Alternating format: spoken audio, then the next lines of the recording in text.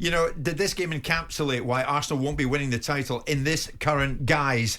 Before you come in, Graeme, this was Arteta saying, nobody panic. We didn't take the chances. I haven't seen any other team in the first 6 months that has generated what we have done against them in the last 2 games. And we're not capitalizing, but not today. In the last few games, that's why we're not winning games. Performance-wise, merit-wise, there's no question who merits to win the game. Actually, the results did something very different. But when my team plays with that attitude, with that courage, with that design, does what they've done to probably the best team in Europe at the moment in terms of momentum, what can I do? Stick behind them and support them.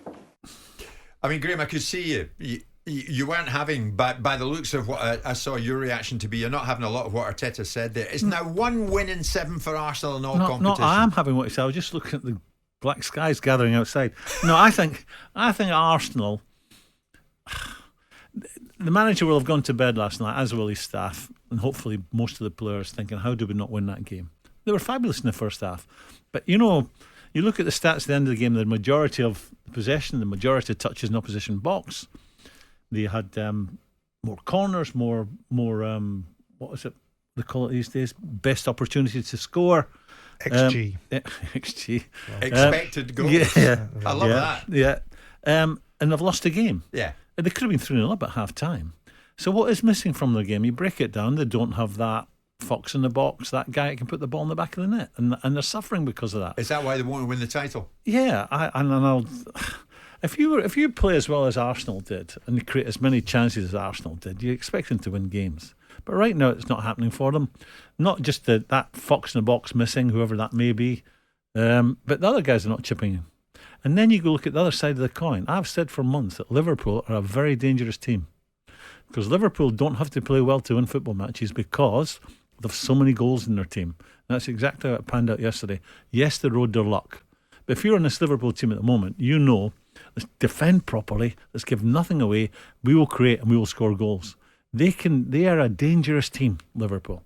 A very dangerous team. What's it tell us about Arsenal, Simon? They need a striker. They need a striker. They need a striker, but they need more than that, I would have thought. As Graeme says, that Havertz should be on that TV show Pointless. I don't understand that must be a tax write-off for some reason or another, because it's all well and good that they need a striker, but we said that last season. We said that one of the key components of Arsenal that missed from them when they bottled it last year, which they did, that they needed someone that can change the direction of travel in difficult games. And they didn't have it. Martinelli wasn't it. Jesus is not it, because they're not prolific goal scorers. And I'm damn straight sure Havertz isn't it. But he went and spent 65 million quid of the owner's money on buying a player that Chelsea must have laughed their back teeth off. Got him out of jail with that one. I do a column in the Daily Mail, and I said, we know. I don't understand why they're buying him, because you can only be buying him because he thinks he can improve him. You're not spending 65 million of your club's money on someone on the performances and level of performance he's shown at Chelsea. So Arteta must have felt, I can get him in. Forget about playing in this position or playing in a different position and what best is the best position for him. He's timid. He's not aggressive enough. He's the top strikers through history of the game take a blow to score a goal. I'm not sure if he'll be that man. He's just not that easy. No, to you, everybody's timid. No. But strikers, I believe that's the hardest. Well, it is the hardest place to play. The really tough guys in football are the strikers.